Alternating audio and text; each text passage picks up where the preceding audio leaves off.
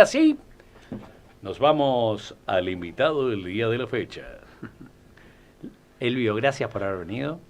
Gracias por estar aquí. Elvio José Calgaro. Exactamente, gracias a ustedes por invitarme y bueno, vamos Sí. hoy con un papel diferente, no de lo que hacía antes, que era del gremialismo, así que Está bien.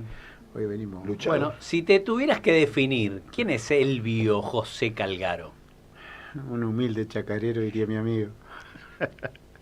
Y bueno, no, soy un productor, un colono más de los tantos que hay acá en la zona, que surgimos de las familias numerosas que habían en su tiempo, porque hoy ya no son tantas, todo se planifica y bueno.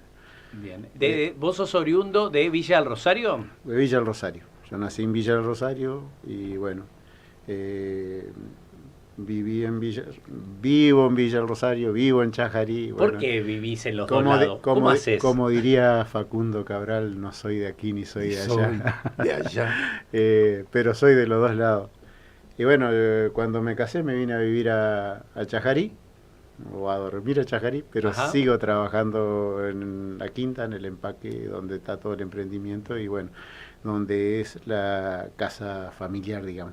Ya dijiste desde que me casé. A ver, ¿con quién estás casado? Estoy casado con Mariela. Ajá. Y bueno, ¿Hace hace cuánto? del 89. Bien, ¿y cómo se conocieron? 89. A ver, ¿podés decir cómo se conocieron? En un cumple de 15. Mirá. Cumple de 15. ¿Vos tenías 15 años? No, o- ellas fueron, invitamos, los dos nos invitaron y Ajá. bueno, ahí nos conocimos. Ah, mira. Y ahí empezó Fue el la flechazo charla, de la amistad. Y todo se fue O cultivando. ya se ¿viste? venía antes, ya se venían gustando antes, Y bueno, qué sé yo, cómo era, ¿viste? Se ve. Antes no es como es ahora, ¿viste? Claro. Antes había que remarla más. No había Todo, celular. ma. No había celular, Todo, tenía ma. que aprovechar las oportunidades de los bailes, coincidir con los encuentros. A ver, el cumpleaños de 15, ¿dónde había sido? A ver. En la colonia también, de otra chica de la colonia. y ¿Pero en bueno. una casa era? ¿En un campo? ¿En un galpón? ¿Dónde había sido? Ay, creo que era en un... Mirá que tu mujer se acuerda, ¿eh? en un Así galpón. que Un galpón. espero que te acuerdes. Creo que era en el Galpón. galpón Igualmente en el era galpón así. de empaque, que siempre se hacía Claro. un lugar. Ajá. Y bueno, y bueno, había que... antes estaba el colegio de hermanas, eran internas, las chicas muchas quedaban ahí toda la semana, o sea que tenía que coincidir, no había lugar para hablar, No. o sea que vos tenías que dejar todo programado el sábado anterior o el domingo anterior, si fuiste a un baile. ¿Y dónde íbamos a los bailes? Al Club Las Colonias, Club Las Colonias. al Club Santa Rosa, y no más que ahí. Y bueno, No. y algún, Vélez no como existía. venían todo el grupo de amigas cumpliendo 15, bueno, Che, dos por tres nos encontramos. ¿y cómo se movían? Por ejemplo, vos decís, el club Las Colonias dentro de todo te quedaba cerca, pero Sí. ¿cómo ibas a Santa Rosa? ¿Cómo llegabas a Santa Rosa? Y a dedo o con el que tenía vehículo. Ah, ahí está. ¿Y vos no tenías vehículo? No, No. No. ¿Cuándo te prestaron el ¿Cuándo auto por tenía? primera vez? no, no me lo... Ah, sí, pero... pero casi que no lo usé acá porque más que nada en Curuzú, porque tuve un tiempo viviendo en Curuzú. Acá el primer auto fue un Ford Taunus, capaz que lo compramos en el 81, más o menos. Que lo Era compramos. cortar unos cuadrados. Sí, el L. El- No, el de lujo, el L. Claro. Bueno, tenía 6, 7 años, no sé si era 75 el modelo. Y bueno, lo compré y bueno, tenía 6, 7 años. Para arrancar, para mí era todo una aventura. Claro. Y bueno, y yo todavía era menor de edad, sí podía sacar el carnet, pero no ser titular, no me acuerdo cómo era, algo así que se lo puso a nombre de una de las hermanas mayores, porque papá no estaba. Y Claro. entonces había que de alguna manera ponerlo a nombre de alguien para tener las cosas en orden.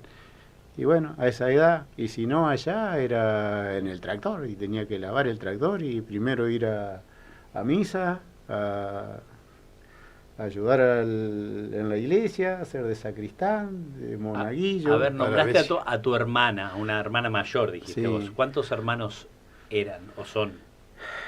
éramos 6 y somos 5 ahora.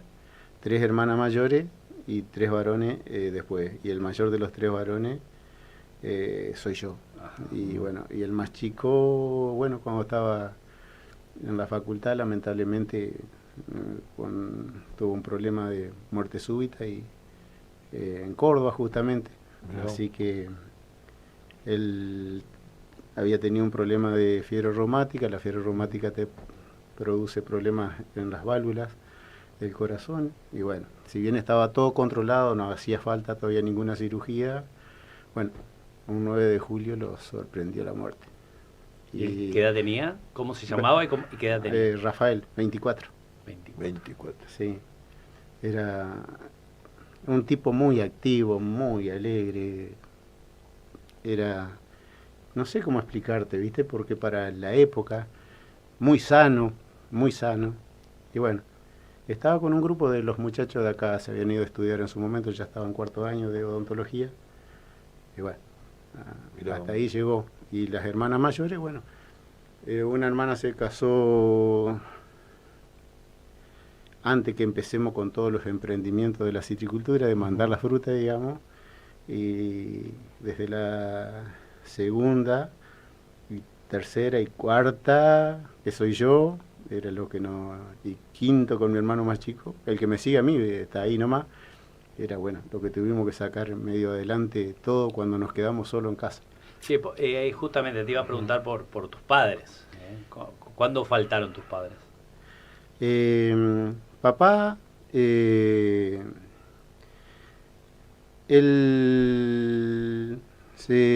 tuvo un problema renal por allá en el año 78 y la fue peleando hasta el año 80. En el año 80 no va más el tema de seguir tirándola a ver si se recuperaba el riñón. No se recuperó el riñón y se tuvo que ir a vivir a Córdoba. Y bueno, en el único lugar que había para hacer diálisis, ¿viste? Donde nosotros podíamos estar. Si bien a él lo habían salvado en Libertador San Martín, en Paraná, en Puigari, después lo salvaron durante 15 días. Ahí lo prepararon para que pueda llegar más adelante. Cuando le hacían una diálisis, no sé, peridural, creo que se llamaba así, en ese momento era muy incómoda, muy dolorosa en ese momento. Y bueno, y después desde ahí lo llevaron a Córdoba, donde ahí estuvo 2 años dializándose y esperando que llegue algún riñón para hacerle el trasplante. El tema del riñón, habían aparecido un donante cadavérico, pero se ve que la ablación había sido muy desprolija, entonces los médicos, ante un paciente muy bien preparado, no quisieron arriesgar. Mientras tanto, iban haciendo los sucesivos estudios con un hermano de él, que era sacerdote, y bueno, y no coincidía, no se sabía por qué, no había compatibilidad, aunque el riñón era perfecto, igualito, pero claro, compatibilidad había, los tiempos de coagulación era el problema, que cuando, bueno, siguieron haciendo estudios, y se ve que alguien le estaba errando en los análisis, y el tiempo, porque él resulta que cuando se lastimaba o pasaba algo, el hermano de mi papá vivía en Formosa, y tenía que ir a Córdoba a hacerse los estudios cada tanto para saber qué pasaba, porque bueno, era el que más compatible que había, ¿viste? Y resulta que bueno, él se lastimaba y sanaba, todo sanaba, o sea que algo pasaba, entonces volvieron a hacer todos los estudios, cambiaron, y bueno, era todo perfecto, así que fue donante vivo, lo hicieron por allá en el año 82, sí, era en plena guerra de Malvinas, me acuerdo, se lo hizo en en la clínica del Chateau Carrera, que está muy próximo al estadio de Córdoba. Estaba la clínica ahí, me acuerdo perfectamente. Y bueno, ahí se hizo, salió todo perfecto, todo bien. Y bueno, él vivió 15 años, por supuesto se cuidaba estricto, volvió a la quinta, se cuidaba de arriba abajo, era un espectáculo. Y bueno, y yo lo llevaba mucho a Córdoba con los controles. Control. Sí, de ¿Qué rutina. edad tenía cuando le hicieron el trasplante? ¿Él? Él tendría 48 años. Ah, joven, joven. Sí, muy joven, se enfermó muy joven. Muy joven. Y bueno, yo era gurí. Y bueno, ¿Y vos medio que te hiciste cargo de todo eso, de llevarlo y todo? ¿O tus hermanas también acompañaban? Y sí, mirá, cuando él se enfermó esa noche, yo recuerdo perfectamente, yo estaba estudiando en Curuzú, me había ido a hacer el secundario de Curuzú y justo me llama porque él se había empezado a complicar más seguido, entonces me tuve que volver porque había que hacerse cargo era el varón mayor, de los varones. Siempre me gustó la parte de la quinta también, o la chacra, no sé, las herramientas, para decirte algo. Y bueno, esa noche que enfermó, bueno, no solo vino el padre Avesia, por supuesto que vino a darle la santa unción. Bueno, antes era extrema, ¿no? Ahora Sí. es santa unción. Sí, la unción de los enfermos. La unción de dicen los ahora. enfermos, sí. A ofrecerse, a ponerse a disposición, a ofrecerme el auto si yo me quería ir.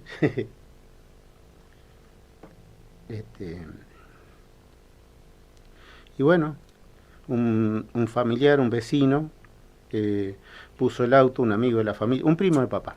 Bueno, dijo, bueno, yo lo llevo esta noche, vamos, no se hagan problema, gurises, vamos a mi mamá, que era la comadre, no sé, vamos.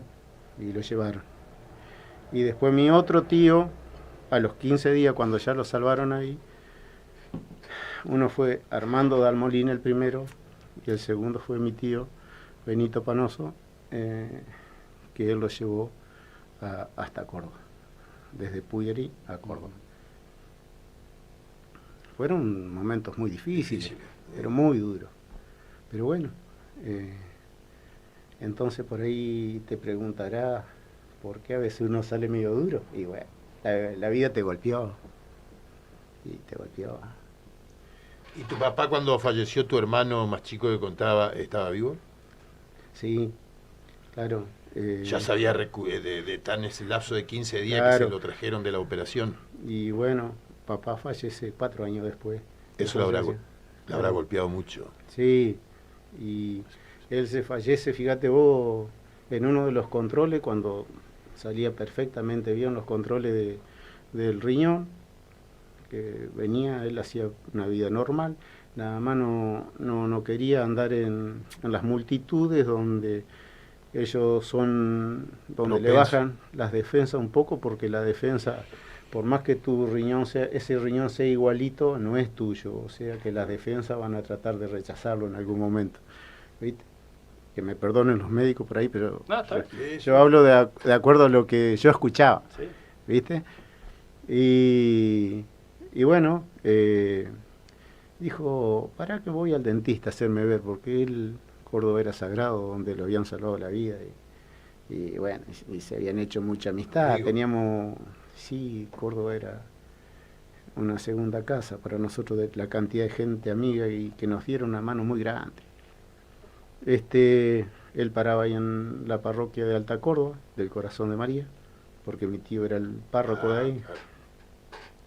Y bueno, ya lo iban a trasladar a mi tío, porque también hacía poco se había recibido, y él era misionero claretiano y le gustaba andar, no quedarse en los centros. No, claro. Pero se quedó para bancarlo al hermano. Claro. Y bueno, nos fuimos a un control antes de volver, estábamos con mamá y papá y nos fuimos al odontólogo, y bueno, el odontólogo lo revisa, el diente la muela que se le había aflojado. Y bueno, empezó a hacer la cara muy rara el odontólogo, también amigo de ahí De la de la comunidad. parroquia, claro. Miembro de la comunidad, los gurises. Y bueno, nos mandó a hacer, no viajen, dijo, nos mandó a hacer una muestra, que le saquen una muestra. Y bueno, cuando le sacaron una muestra, no me acuerdo si era en el Hospital Rapso, no me acuerdo. Fuimos, yo ya conocía Córdoba de arriba abajo, de tanto andar, ¿no? Ah, ¿cómo decirle lo que había pasado? Y ya no poder volver, ¿viste? Y bueno, y tuve que decirle, mirá papá, va a haber que operar, te tienen que sacar ahí porque parece que esa parte no está bien. Y bueno, pero él era muy creyente, Claro. era un tipo de mucha fe. Mucha fe. Sí. Y bueno, él siempre se ponía a entregó. disposición. Sí, no, nos entregaba. Entregaba a Dios en el sentido Sí, de que se haga la voluntad. exactamente, porque así murió. Claro. Y bueno, lo tuvieron que operar, fueron a hacer la operación, sacar toda una parte del paladar con Tenía un con tumor. encía, un tumor del tipo invasor, o sea que ya te iba anticipando cómo Claro. venía la mano. Bueno, le sacaron todo, le hicieron los tratamientos de rayo, parecía que estaba todo bien. Los compañeros de la facultad de mi hermano, que ya se habían recibido, algunos estaban próximos a recibirse, cuando nos vieron a entrar, justamente uno de los estudios lo hicimos dentro de la facultad de odontología, y ya nos encontramos en el pasillo y ya empezaron a preguntar y todos se pusieron a disposición y bueno, ahí armaron un grupo donde le armaron la dentadura y parte del paladar nuevo y bueno, tenía que acomodar la lengua de nuevo para aprender a hablar, ¿no? Con ese hueco que le había quedado, pero bueno, quedó espectacular y bueno, no, le dieron el alta después de los 5 o 6 meses, se vino para acá a casa y acá, bueno, estábamos acá en casa y un día empezó fuimos a un control y bueno, dentro de los controles aparecieron los ganglios, la cadena de los ganglios linfáticos y bueno, ahí agarró y operar en el Allende, sacar los ganglios, sacar el tercero que estaba sano también, pero bueno, pues ya sabés que por los ganglios después pasa por todos lados. Bueno, fue así que prácticamente a los 6 meses chao, le pasó, se le invadió el cuerpo y bueno, se tuvo que volver a casa nomás a esperar su lugar de descanso. Claro. Y murió a la edad de 62, 60. y mi edad, casi. ¿Verdad? re joven. Che, ¿y el apellido de tu mamá, Elvio? Capovilla. Capovilla. ¿Y tu mamá murió en qué año? Mi mamá murió, es un párrafo aparte para los Capovilla y sobre todo el Pepe, mi tío Pepe. Pepe. ¿Qué es? Tenía... Él acá vive a 2 cuadras, él vivía acá, pero él tenía la quinta al fondo, Allá. ¿viste? Ajá. Acá a 2 cuadras creo que está la casa donde terminó falleciendo él, pero ya viejito. Para Anselmo. ¿Sí? Claro. ¿Sabés por qué lo nombro? Porque, a ver, le voy a pedir disculpas a la audiencia. Porque habíamos quedado secos, sin ni un mango. Habíamos vendido todo para todo. Con lo de tu papá. Claro. Pero había que pagar la cuenta en Puigari. Claro. Y, a ver, hoy lo digo porque por ahí hablamos del egoísmo, a veces, qué sé yo, pero hay gente muy solidaria Sí. que él puso el valor de 2 camionetas cero sin pedirnos nada para salvarnos la chacra. Qué hermosura. Y del cuñado vendría a ser ese. Claro. Porque ese es otro, es doble beneficio también, ¿viste? Porque por ahí Claro. para el hermano no O hace sea falta. que por todos lados, dentro de la parentela, nos apuntalaron, ¿viste? Los tíos. Pero lo tengo porque él venía 2 o 3 veces por semana a ver si nos hacía falta algo pasaba, no se preocupen, gurises, por la cuenta. Claro. Vayan a medida que ustedes vayan vendiendo frutos, vayan mandando, me van devolviendo. Era muy solidario, pero muy solidario. Y bueno, bueno, ahí me perdí un poco. No, está bien. Estaba No, que te preguntamos el apellido de tu mamá y de ahí ¿Y saltó cómo eso. falleció mamá? Pero fíjate vos, mamá no quiso más volver a Córdoba después de la muerte de mi hermano. O sea que esos 4 años que vivió papá me la tuve que bancar hasta que ella aflojó y se resignó de volver a Córdoba porque no quería volver con lo que le había pasado. Tuvo que irse a vivir a Córdoba, dejar al nene acá, qué sé yo, cuando tenía 10 años, 8 años, cuando ella se fue a vivir al cuidado nuestro, de mis hermanas mayores. Y bueno, y después que ese mismo hijo se le muera en Córdoba, es duro. Y bueno, después volvió a enfrentarlo los últimos días de los últimos controles de papá, lo fue a acompañar, la cirugía, o sea que los últimos 5 o 6 meses lo acompañó. Y bueno, restauró, cicatrizó un poco el dolor que ella llevaba adentro de Córdoba, y bueno, tenía mucha amistad. Y en el 2010, volviendo a Córdoba a un control médico, porque ya se había hecho los controles allá de rutina, claro, y a visitar las amigas, bueno, la sorprendió la muerte en el colectivo, viajando a Córdoba, por ahí en Santiago, en Tiopugio, en Piquillín. Ahí fallece mamá y bueno, a la mañana, al amanecer, quiso ir al baño y quedó sentada en la escalerita del colectivo muerta, del colectivo en marcha, ¿no? Viajando. O sea que fue muy duro todo. De golpe. Entonces, desde esa época voy a Córdoba, pero no entro. Todavía. Claro. Agarro la circunvalación, me voy por otros lados. Ya casi que no volví más, pero ya voy a volver. Vamos a dar la vuelta de la página. Hijos, 2, ¿cómo se llaman?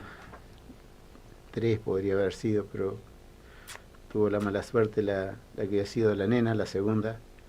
Y bueno, ella, una hermosa bebé, se murió ahogada, demoró el parto y bueno, lamentablemente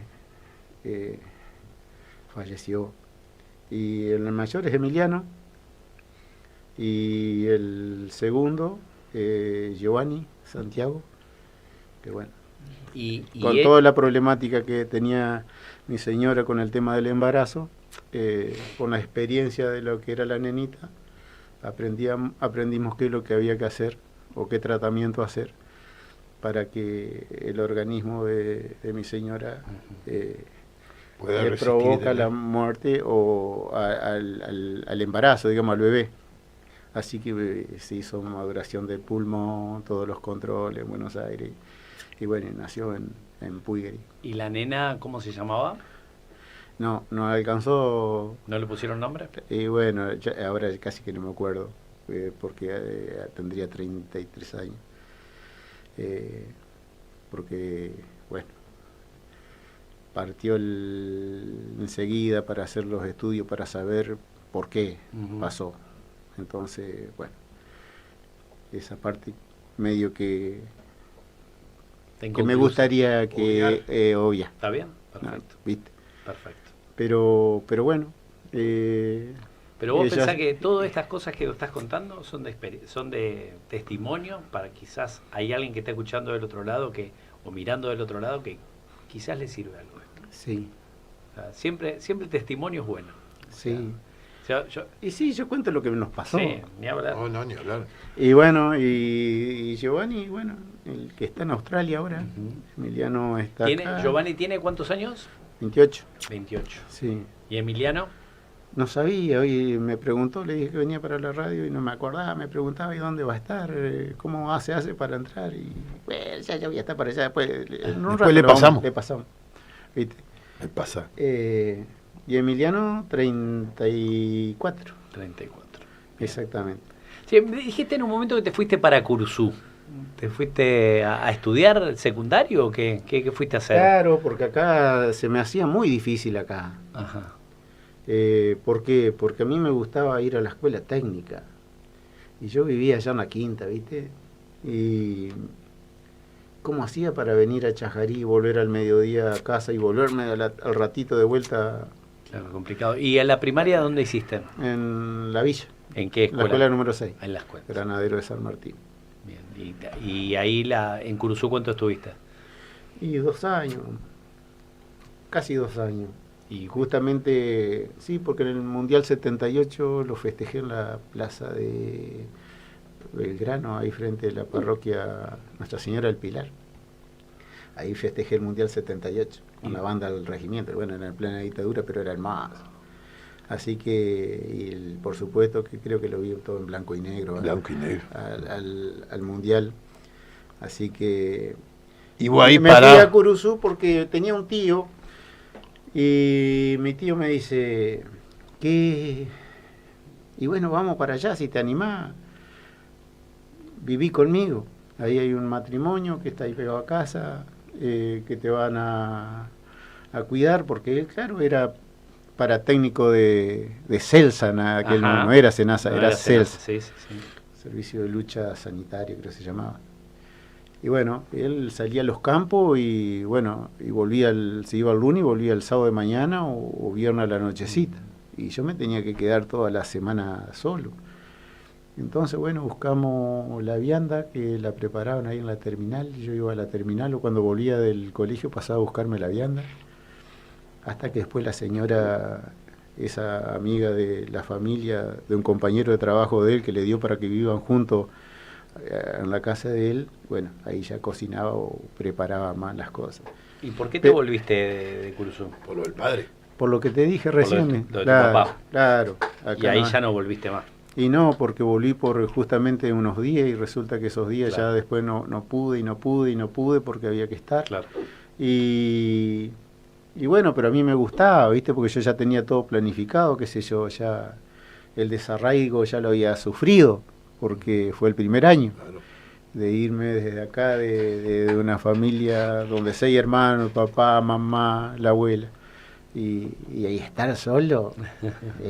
Cuando agarramos, me llevó un amigo de Miguel, Naldo Craco, me acuerdo que me lleva, y Nilda Panoso Cenere, que era la esposa era de acá de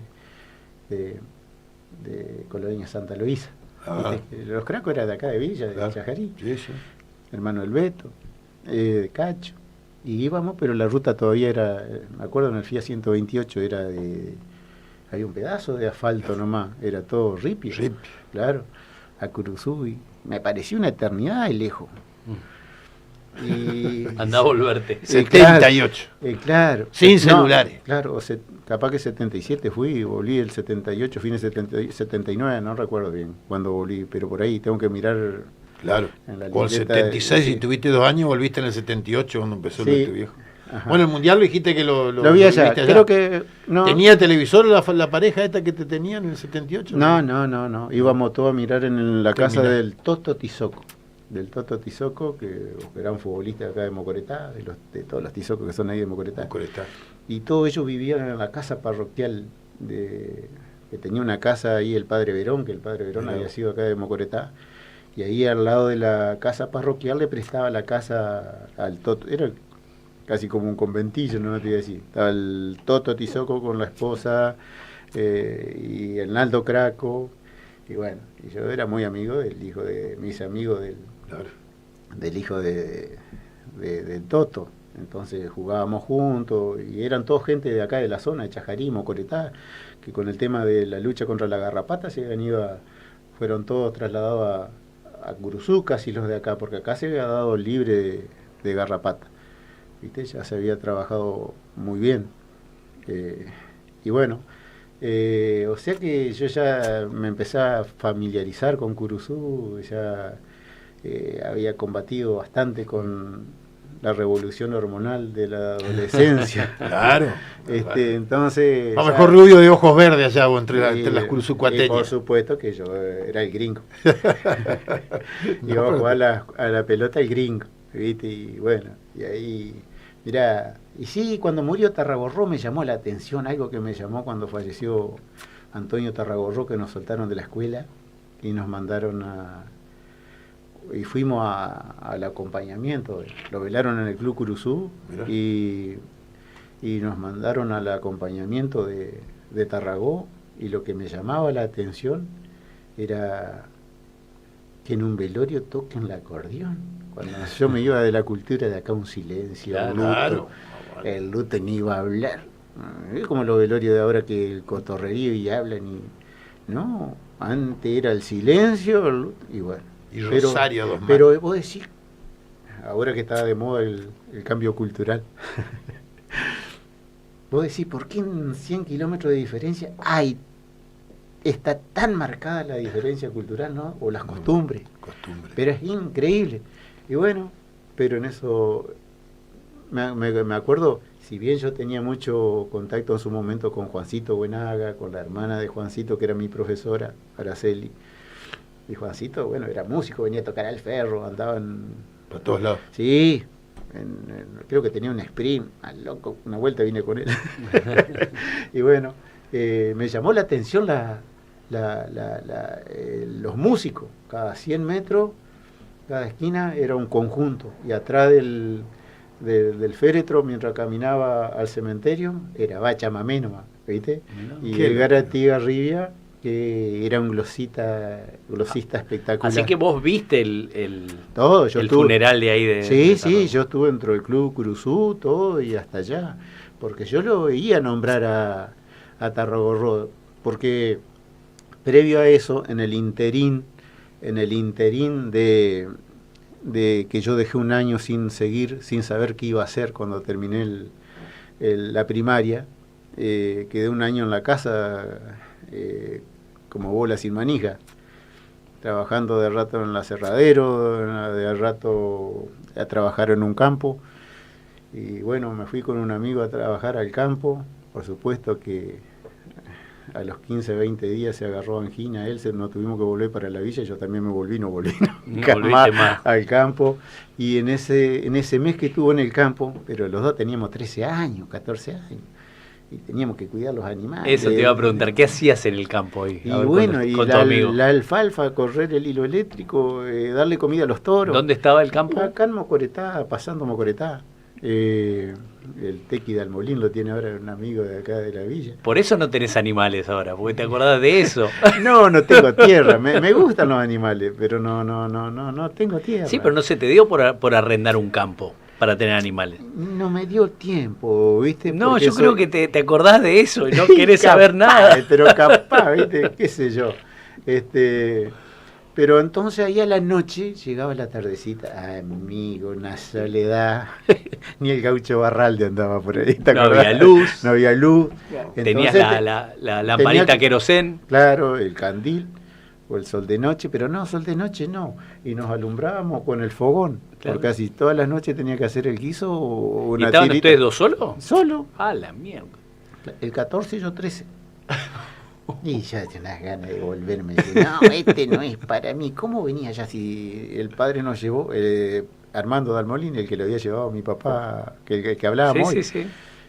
Y cómo... Qué bárbaro. Ellos tenían empaque, eran un galpón de los más grandes para aquella época y comercializante de cítrico en la villa, era él, Armando Dalmolín, porque eran pocos en aquellas épocas. Claro. Empacadores. No, todos mandaban. Y él se había ido a hacer tomatera a Bellavista. O sea que ya ellos ya eran visionarios, buscaban el negocio, había muchos hijos que repartir, dejarle algo para el futuro. Y bueno, a nosotros nos deja ahí en el cruce donde está el boliche Borgo, ¿viste? Y ahí tenemos que mandarnos para el campo. Ajá.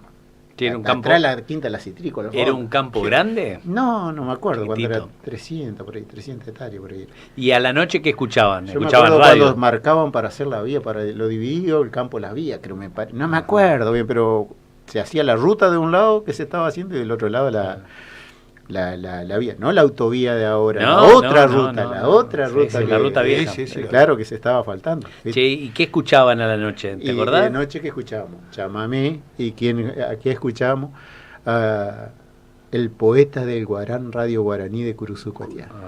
El poeta del Guarán era Edgar Estigarribia. ¿Y a dónde lo encuentro a Edgar Estigarribia? En el velorio de Tarragorro, si era del conjunto. Y mirá, y que yo lo escuchaba en la radio. Y me acuerdo cuando, antes de ponerlo en depósito o en el panteón, no me acuerdo, yo me quedé enamorado de cómo improvisaba los versos y cómo se despedía del amigo. Es increíble. Lo que habrá sido ese velorio, ¿no? Qué espectacular. La cantidad de gente que había. Y después la novena se la hizo en el galpón de metalúrgico de Estigarribia, en el barrio Centenario. Para los que me están escuchando por ahí, si alguien me llega a escuchar. Y la novena era todas las noches chamamé, claro. ¿Viste? De homenaje a Tarragorro. Claro. Y yo vivía ahí a 3 cuadras del Centenario de donde estaba. Che, ¿y Tarragorro vivía ahí él? ¿O vivía en Corrientes? No, vivía en Rosario.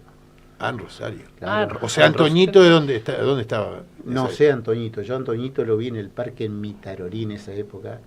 En un domingo, que nos gustaba ir al parque, ahí a la entrada de Curuzú, cuando hace la división que agarra la... Claro, se hace la división. Exactamente, porque la Verón de Estrada te saca. Tenés la Caguazú de un lado y la Castillo, la otra creo.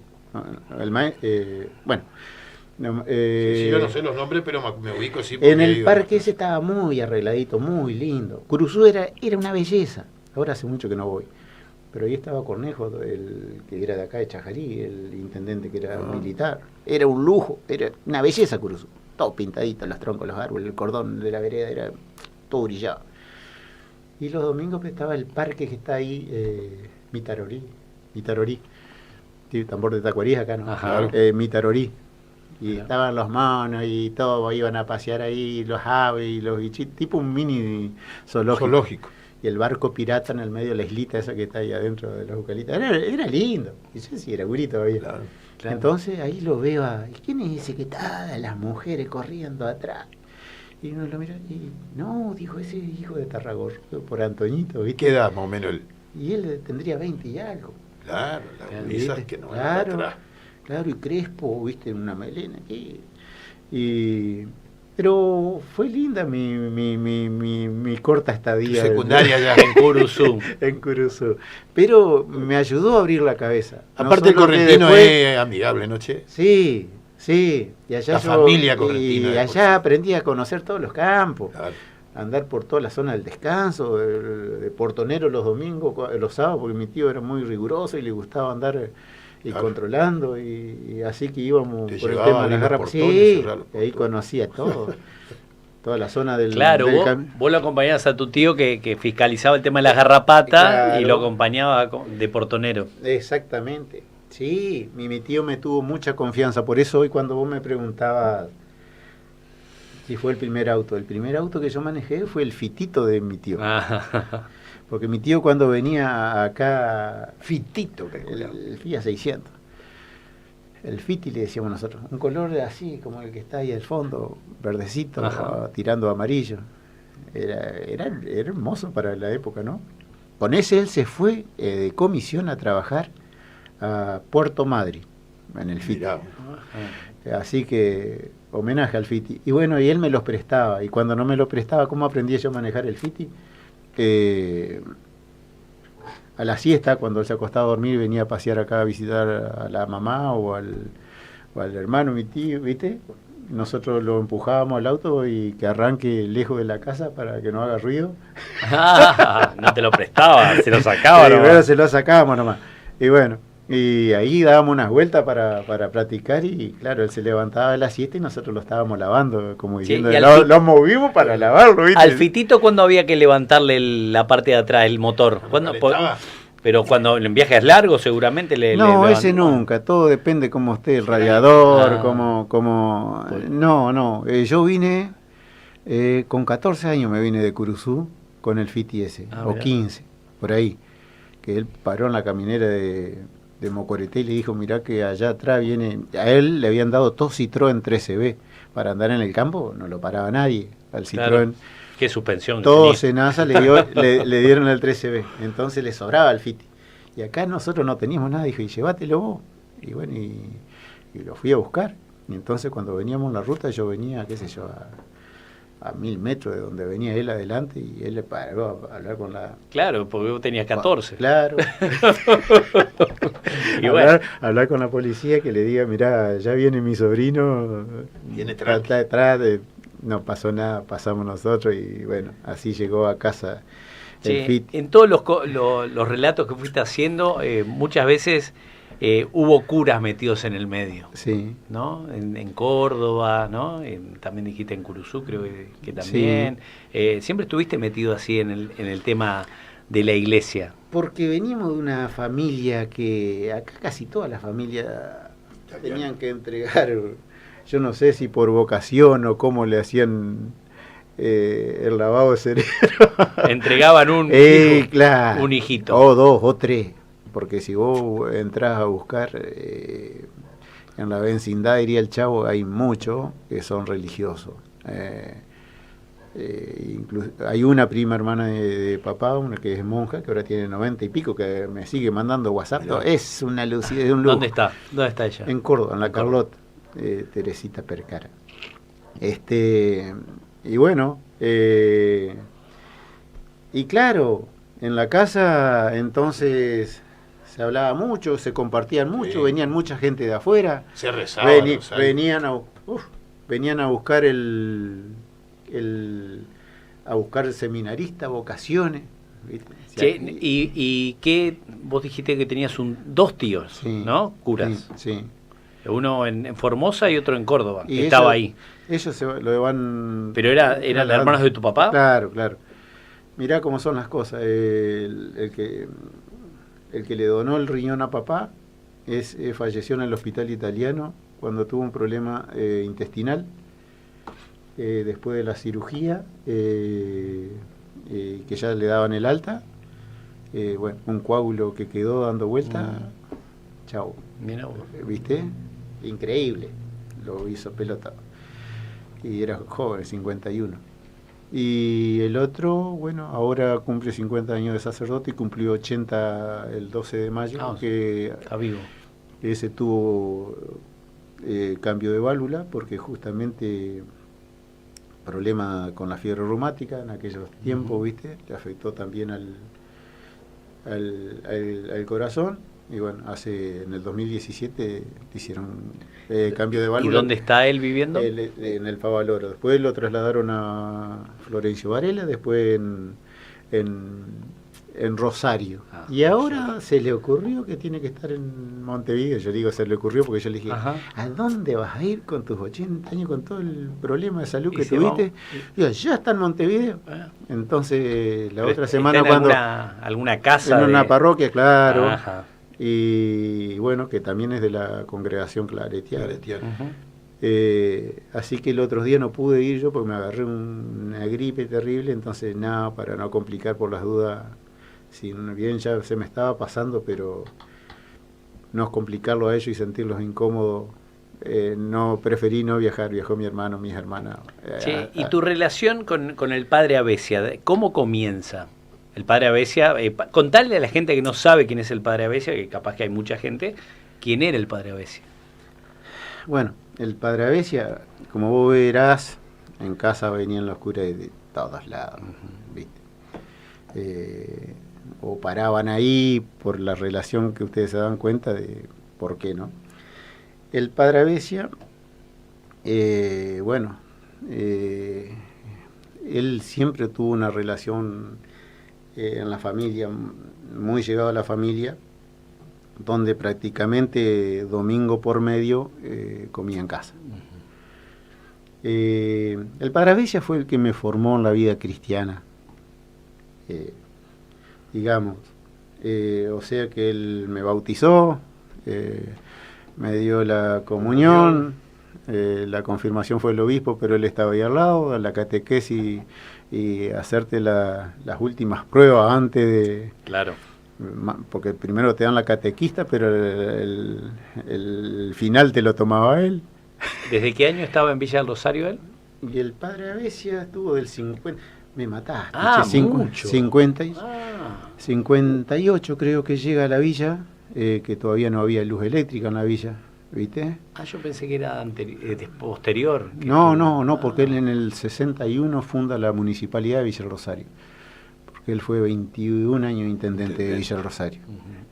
Él fue el fundador de ahí, fue párroco, fundador de la municipalidad, fundador de la Asociación de Citricultores en el año 80, fue fundador de la Cooperativa Eléctrica de Chajarí Limitada, fundador de la Cooperativa de Agua Potable, fundador de la Escuela La Católica, fundador de la Capilla San Cayetano. Un visionario. Sí, no, ¿y quién no va a ser mi ídolo? Y si cuando los tiempos flaqueaban, que a vos te flaqueaba la fe y te pasaba todos estos problemas que te fui contando, ¿a dónde me iba a resguardar yo? Claro. Y a veces estaba él tomando fresco sentado en la vereda, porque él era muy recto, mucha gente le tenía por ahí miedo, la gurizada, qué sé yo, pero yo ya lo conocía, ¿viste? Porque hacíamos de sacristán, ¿viste? O de monaguillo. De monaguillo. Entonces él te agarraba confianza, él sabía cuándo ser serio y cuándo no, ¿viste? Entonces, bueno, al Padre Abesia fue amigo de la familia siempre, y bueno, y particular también. Por eso cuando íbamos a Santana, que Viguristay le había obsequiado, donado el terreno, que bueno, lamentablemente no hay nada todavía, ahí una pena, que está pegado al camping de Santana, que me gustaría, dicho sea de paso, que algún día hagan algo. ¿Dónde hay un terreno? Perdón. El primer camping que había en la zona era el camping de la villa. Ajá. Y nosotros le decíamos el camping del Padre Abesia. Ajá. Claro, de la parte esa que dicen que es de Villa El Rosario, claro, al lado de Prefectura. Toda esa franja era que Viguristay le obsequió al Padre Abesia. Donde vos topás, que bajás, que pasás una... A la derecha. No, todo el frente, sí, todo. Donde está toda los cerros. Lo que pasa es que la erosión después lo fue comiendo, vos ya sabés cuánta hectárea le va comiendo la erosión del lago, ¿no? Pero ahí queda un hermoso espacio todavía. Y bueno, y ahí el Padre Abesia, mientras era intendente, hizo todos unos quinchos, viste, así de paja, hermoso, y una churrasquera en la intemperie. Entonces, ¿nosotros qué hacíamos? Los del grupo juvenil y no grupo juvenil pedíamos acoplar prestado y el tractor y las gurisas, estaba contenta, los gurises y todo, arriba el tractor y el acoplado, al campo. Y el Padre Abesia iba a compartir con nosotros y comía un rato en una churrasquera y se pasaba para el otro. Claro, esa foto yo la tendría que haber buscado para mostrar, porque esas son hermosas, porque son muy expresivas, y que vean cómo se diferencia. Sí, la convivencia, era espectacular. Y todo muy sano. ¿Estás hablando cuando vos tenías qué edad? Ahí. 15, cuando recién había vuelto de Curuzú. Claro, imagino la contención que te dio todo eso, ¿no? Y claro, y esos momentos. Y tenía que guiarte. Y si vos tenías duda en algo, y yo iba a preguntarle al Padre Abesia, era mi confesor. Claro. Pero más que confesor era consultor. Claro. Porque vos tenías que preguntarle, basado en la experiencia que él tenía, de no meter la pata. Y yo me manejaba, o nos manejábamos con tutores ahí porque éramos menor de edad. Entonces tenía un vecino para venir al banco que nos dio una mano muy grande, ¿viste? Que nos ayudaba mucho. Entonces siempre teníamos que tener alguien que nos acompañe. Che, ¿vos te hiciste cargo del Vamos o estaba tu hermana, alguna hermana que también estaba al frente de la empresa familiar? Mi hermana mayor que había quedado, y la mayor de todas ya se había casado, no estaba en casa. Y la que seguía ya tenía 17 nomás. Claro. 18, éramos menor de edad. Entonces, bueno, sacamos el crédito del Instituto Nacional Forestal del IFONA para arrancar. La chacra estaba muy abandonada. Había que sacar todos los montes de olivo, porque antes había muchos olivares, y los olivos había que arrancar todo y armar los proyectos de nuevo para hacer las quintas y plantarnos las quintas a medida de nuestras posibilidades y bueno, injertándola nosotros, haciendo los viveros, arrancando las plantas, y habíamos hecho en ese momento unas 15 hectáreas de deforestación, porque nosotros haciendo los cálculos que nosotros, plantándola nosotros, arándola nosotros mismos, me sobraba como un 40% de dinero, y yo con ese 40% de dinero compré herramientas que no hacían falta. Y bueno, porque teníamos un tratorcito chico, el trator siguió siendo el chico, pero faltaban herramientas básicas, ¿viste? Disco, tiller, rastra, que todavía en aquella época no se usaba mucho el herbicida, ¿no? Tenía un sistema diferente de cultivo. Así que bueno, hicimos todo eso, pero para hacer todos los trámites también éramos menor de edad. Y ahí recurrí a un primo, que lamentablemente, mirá, si hoy no es el aniversario, le pasa raspando el fallecimiento de él cuando tuvo el accidente en el parapente, Juan Farneda, hermano el pata de Miriam, sí, claro. Y él era el que me acompañaba a hacer los trámites en el banco, y el proyecto me lo armó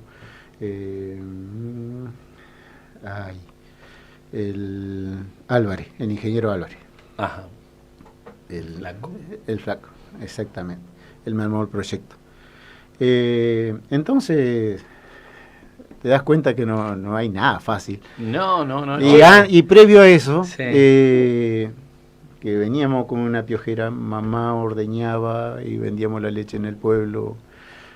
Traíamos con cuando mi tío, el de Curuzú, que era mi tío preferido, me regaló por parte de papá, ¿no? Me regaló la Aurorita. Ajá, la bici. Y atrás la Aurorita. ¿Qué color era? Roja. Esa, como la mía. Y guardabarro blanco. La que se doblaba. Esa. Auténtica. Y bueno, y traía un poco de botella delante y atrás era glin, glin, glin. Uy, una vuelta, una rodada y chao, botella de leche. Y vos sabés que cada botella de leche era los centavos que necesitaba en la casa y bueno. Pero en el Sulky ni te digo nada, ¿viste? Para repartirle. Claro. Y bueno, hasta a la maestra le vendíamos un párrafo aparte para la mamá del Maqui, de Martina Cedominio, del que está en Paraná, la señora Marta Lanaro. Esa también fue para mí la maestra. Y mi tía también, que era la que me enseñó a llevar, no había jardín antes. Mi tía era tía Dominga Calgaro, era la que me ayudaba a llevar el puño, la mano para dibujar las primeras rayitas, porque ella era de primer. Marta era de séptimo grado. Ahí está. Y cuando nosotros nos enfermábamos, ella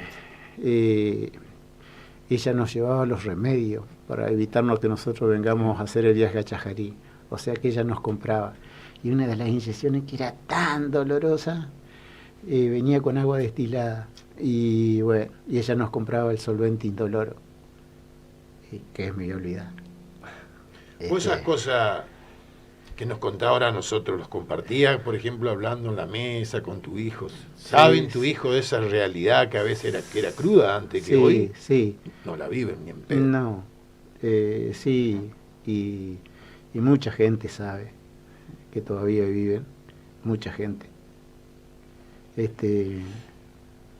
Pero bueno, es como porque dice, generalmente antiguamente eran todas las familias de los productores, antiguamente era costoso así. Sí.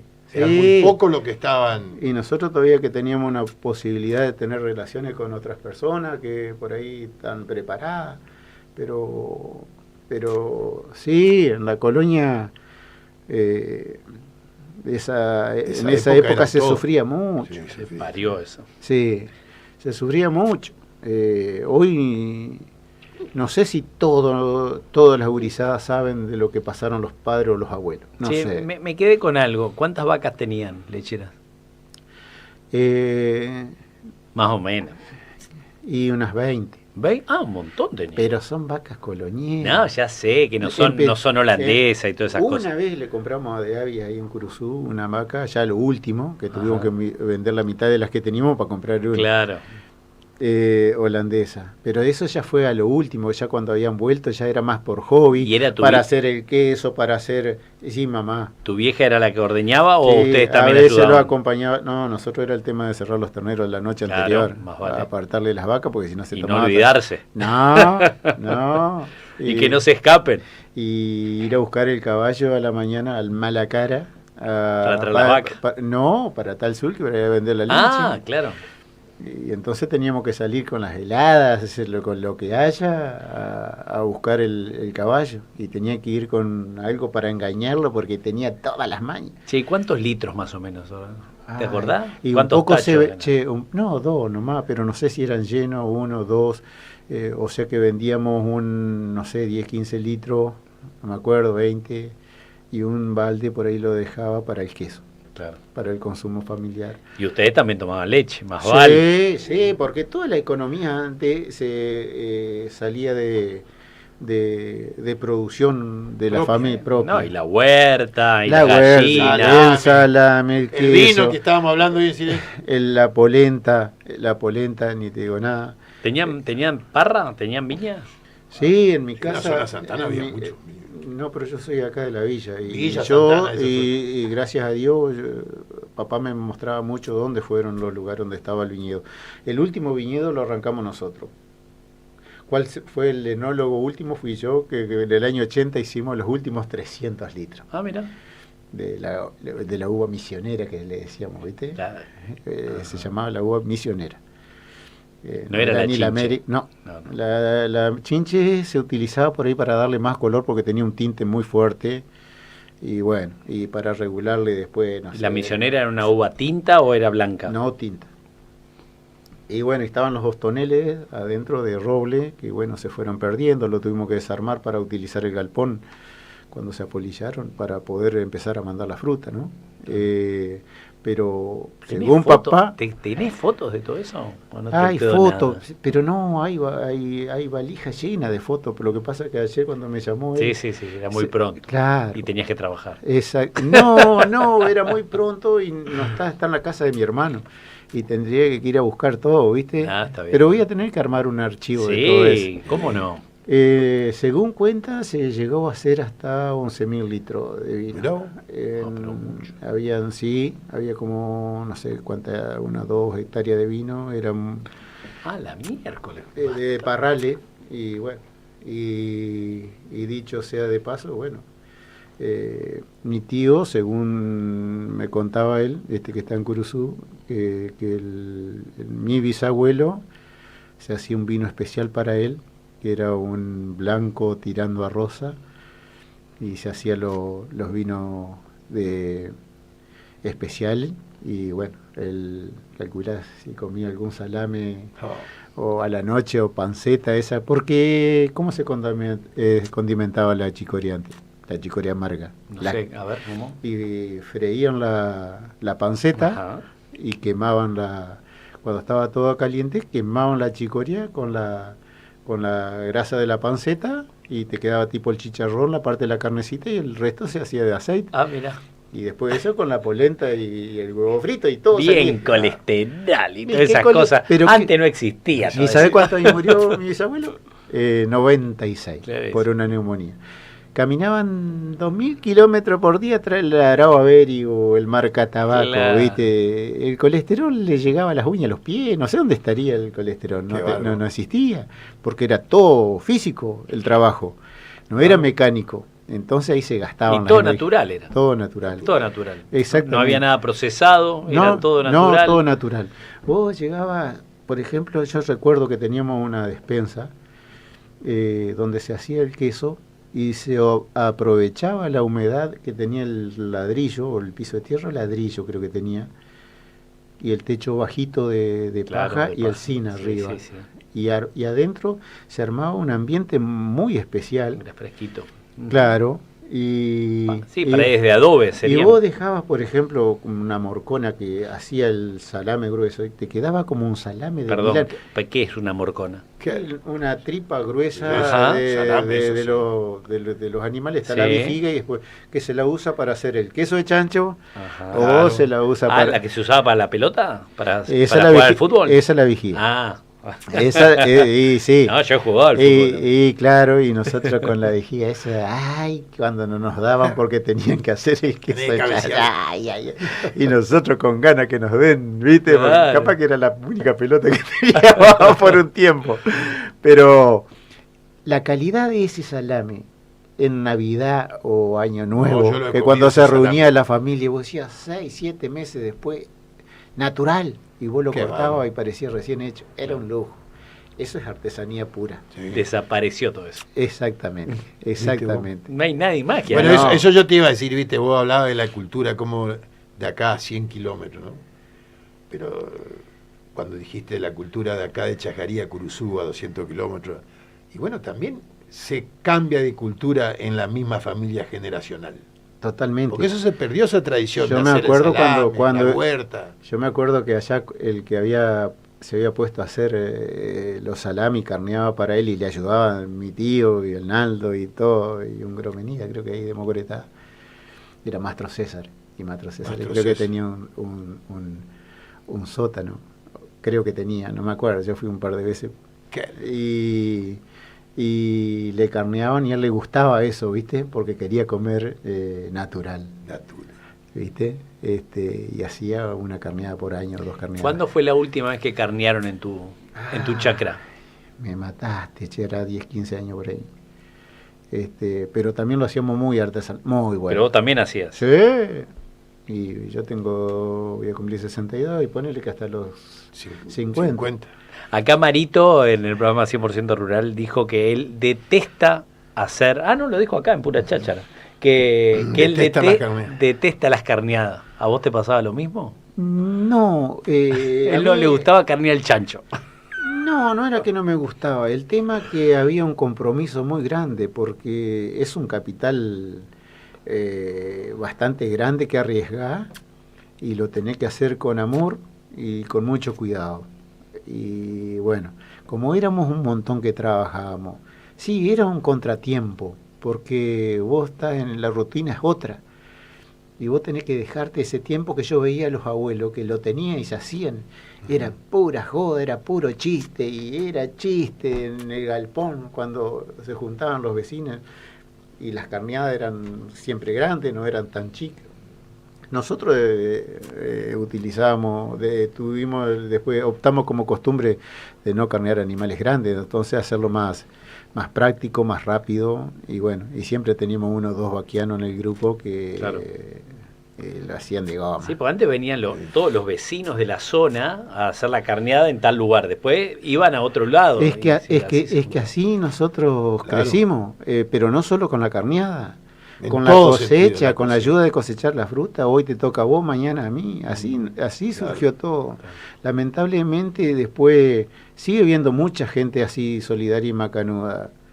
Lamentablemente por ahí el Dios de la plata fue cambiando a las personas, a mucho, y es medio triste por ahí, pero hay mucha gente buena todavía.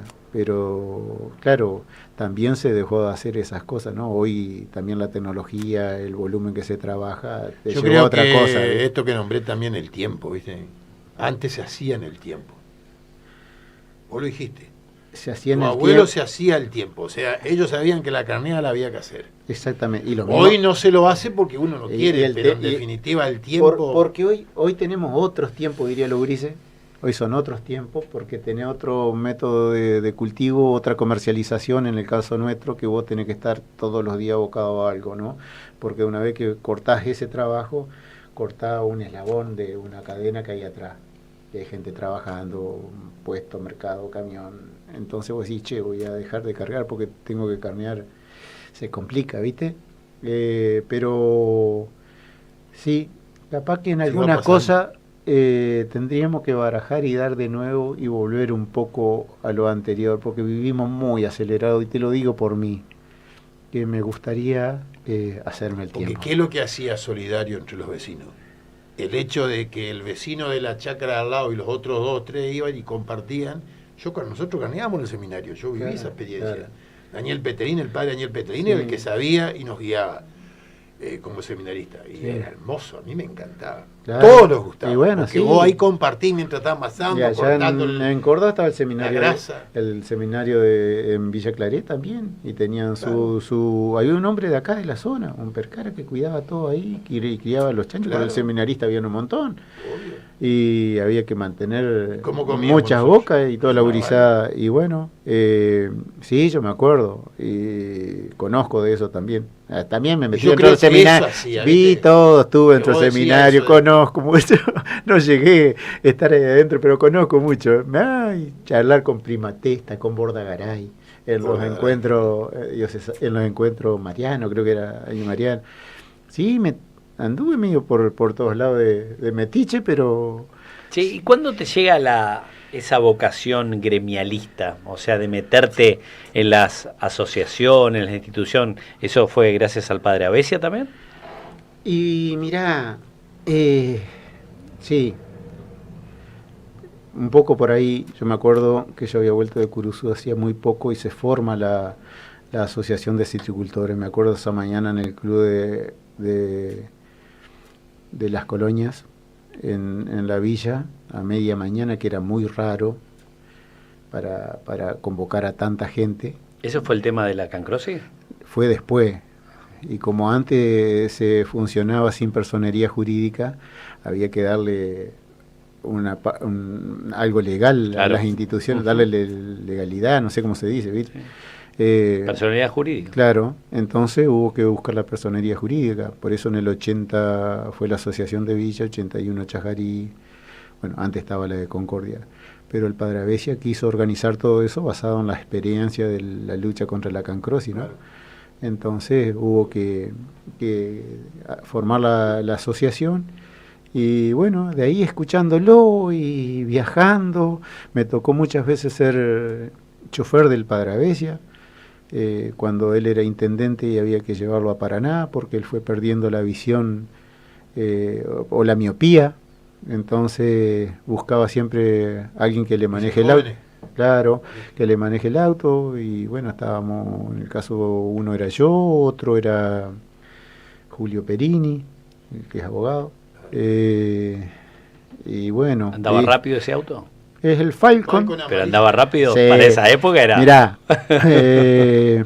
ese Falcon se lo regalan la comunidad, los productores, al padre Avesia, después de un accidente que él tiene en el cruce, en la curva de Vica, como le conocemos ahora. Antes era el cruce.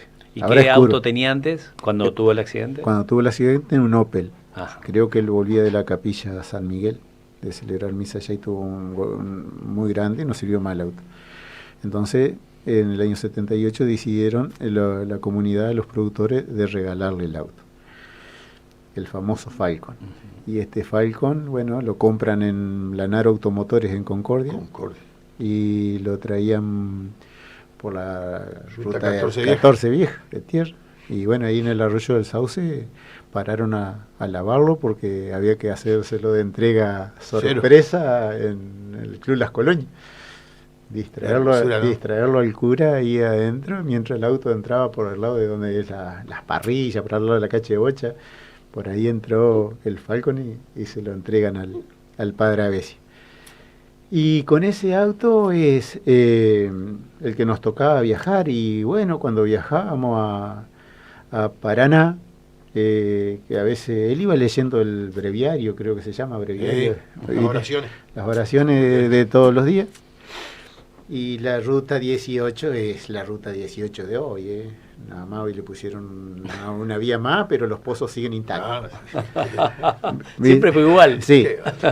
Ahora, ¿cómo hacía el cura sentado ahí al lado y vos con un cagazo negro, que no te caga pedo porque lo cuidaba? Y bueno, iba el padre leyendo y te decía: cuidado, está el pozo allá. Y yo decía: ¿Cómo lo ves? Y era miope y iba leyendo. No, se acordaba. Sí, porque tenía referencia. Claro. Y vos decís, está el pozo. Y el pozo estaba, ¿viste? Claro, ¿qué GPS ni GPS? No. El padre Avesia era. Claro, porque él tenía que viajar tanto a Paraná, porque no existía la coparticipación automática como ahora. Con mucho tiempo de la dictadura también el ser intendente. Y claro, y casi siempre iba al área de vialidad, ¿viste? Porque acá la gente lo que le reclamaban era camino y más camino. Claro. Y bueno, y te decía cierta parte de la ruta: bueno, acá apretalo, apretalo nomás. Y bueno, y lo ponía un 120, y ahí Sí, era... Era una mente superior, ¿no? La del Sí, padre Avesio. extremadamente inteligente, muy astuto, muy pícaro, pero una cosa era estar con él, de estar al lado de él. Sí, Y muy leído. Sí, sí, sí. Bueno, él lo habían pedido en Concordia. Podía haber llegado a ser obispo el padre Avesio. La comunidad, yo no sé, viste, fueron todos a Concordia en caravana a pedirle al obispo que por favor no lo traslade. Pero vos Muy decís, querido ahí, sí. si vos decís hoy, si no fue una actitud egoísta de parte de nuestra o de los pobladores, pero no dejarlo, no, pero querían que el padre Avesio sea de la villa. Y se queda en la villa, y bueno, el obispo lo dejó. No se lo contestó enseguida, creo que lo contestó unos días después. ¿Pero él se quería ir o él...? No sé, no nos dijo. Yo no me acuerdo esa parte, ¿viste? Esa parte yo no me acuerdo. Pero sí me acuerdo de los viajes a Paraná, ni hablar. Cuando me prestó el auto para ir justamente por todo esto que le fui contando con el tema de habernos quedado solos, yo me quería salvar de la colimba, ¿viste? Me llegó el sorteo y me llegó la época de... ¿Qué número te tocó? 518. Ahí está. Todo el mundo nos acordamos del número, ¿no? Sí, porque antes lo esperaba con ansiedad. Sí, bueno. Y yo no sabía cómo, y yo soy sostén de familia, mi papá no está, y me decían, iba al distrito militar, y revisación médica, y qué carajo hago ahora para buscar excusa, y iba, y los viajes, y dale que viaje, y bueno, vaya y vuelvo a tal época, y vuelvo a tal época. Hasta inclusive aprendí cómo se maneja el coche motor, calculá vos, porque antes te daban el pasaje. Y iba a la cabinita con el maquinista, viste que estaba dentro del coche motor, estaba todo, era una sola cosa, los FIA creo que eran. Y yo me acuerdo que del John Deere 445, viste que tiene las palanquitas, la ranurita donde se van metiendo los cambios. Y yo veía que el maquinista también y me enseñaba entonces cómo era la velocidad. Y vos en la vía mirando, que me gustaría hacer algún día, tener esa posibilidad de meterme en alguna máquina, hacer hacer unos kilómetros. Pero ahora vas a tener que ir muy lento. Y muy lento, acá sí muy lento, pero no te pelan, más por una cuestión de seguridad no te pelan. Pero cómo tener que manejar la señal de tránsito de las vías, los cruces, cómo tocar el pito, viste que tenía dos. No, el coche motor tenía dos. Vos tenías que peinarlo con el pie. ¡Bip, bip! Así hacía. Sí. No es como el tren. El coche motor tenía un sonido diferente. Era rápido. Claro. Iba muy rápido claro. Y bueno. ¿A qué velocidad llegaba? Montecasero, no recuerdo, pero si vos querías ir más ligero, tenía que ir en el coche motor, porque era corto, el tren era lento. ¿Acá paraba? No. ¿O sí paraba el coche motor? Acá sí, paraba. Sí, venía a Montecasero. Yo me acuerdo del silbato. Iba a Estación Norte y después ahí tenía que hacer cambio. No me acuerdo, pero yo venía de Paraná a Concordia. Después ahí tenía que hacer cambio. A veces paraba en la Estación Norte y vos tenías que venir a la otra, cruzar Concordia corriendo, caminando. Y bueno, era burísimo, más o menos. Era como el tren bala de ahora. Vos me decís que calle andábamos, no sé dónde íbamos los otros, nosotros también. Así que todos teníamos que ir a buscar el tren. Me acuerdo que una vuelta nos hicieron la gauchada, habíamos perdido todas las combinaciones, veníamos de revisación médica muy cansados. Y le pedimos a un tren carguero que nos traiga. Y nos metieron todo en el vagón de cola, viste que tenía el techito que venía el guarda atrás, solo con el farolín, sí. ¿Viste? Y abajo la galería esa, parezco que estoy hablando como de 100 años atrás, pero no, fue ayer nomás. ¿Viste? 50, ponele claro, 40 años. 40. Sí, 42 años. 18 hacían la colimba, fuiste a la organización médica a los 17. Claro, entonces estaba ahí y venía ahí abajo. Y vos querías dormirte, viste, y el guarda que tenía cagando, que nos saqué la cabeza por los puentes. Y vos venías bajo el techito, que no espía a ver por dónde iba, porque venía bajo la galería. Y otros metidos adentro, acostados. Era el cansancio que teníamos. Y el pobre tipo tenía los equipos de él nomás y el del vagón de cola, viste, que tenía la lucecita esa, un farolito. Claro, un farolito. Y bueno, y vos querías recostarte así la cabeza bajo el techito, ¿viste? En los bancos, que había todo un banco así todo alrededor de la galería que traía el vagón de cola. Y venía así, y pum, pum, pum, pum. ¡Ay! Cada vez que pegaba así la cabeza, pum. ¡Ay! No podía dormir. Pero yo creo que el cansancio más grande de mi vida fue el viaje ese de Concordia a Chajarí en el último vagón. Che, ¿cómo zafaste la colima? Que eso no lo contaste. Y bueno, en uno de los viajes, bueno, voy con el padre Abesia, y uno de los últimos viajes. Y bueno, con el Falcon, en el 82, ya habían entrado los otros a la colimba. No, todavía no habían entrado. 82, no, en el Malvinas. Ajá. ¿Ya había pasado Malvinas? No. Ahora entraban en febrero. Ahora llego a eso, ¿viste? Y bueno, llego a Paraná y me dice el padre Abesia, andá en el Falcon al distrito militar, mirá que está lejos, ¿eh? Sí, ya sé que está lejos, y las veces que me tocó caminar calle Gualeguaychú hasta la 9 de julio y al fondo allá contra el... Y bueno, no, dijo, pero acá a mí me queda cerca la casa, paramos la casa de la hermana del padre Abesia. Pero mirá que acá me queda cerca la casa de gobierno, andá vos en el auto que te queda lejos. No, padre, ¿y si me chocan? ¿Y si choco? No, que te van a chocar. Y yo le tenía un cagazo que ni te digo nada. Y agarró y andá, y me animó. Y bueno, me fui al distrito militar, y cuando voy pasando frente a la barrera, me levanta la barrera y se hace la veña el sereno ahí, no sé si era un colimba o algún cabo. Y ya agarré coraje y me metí para adentro nomás. Yo me olvidé que el Falcon tenía la patente de bronce y era en plena dictadura. Habrán dicho hijo de algún militar o algo así. Pues, y pase nomás, me metí para el fondo en el Falcon. Y bueno, hice los trámites y todo, por supuesto, rechazado como siempre, y no me pelaron nunca. Y bueno, me convocan cuando llaman a la incorporación,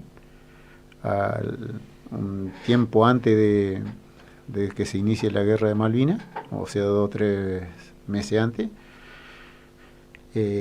Por eso lo que combatieron son la clase 62 y yo soy 63.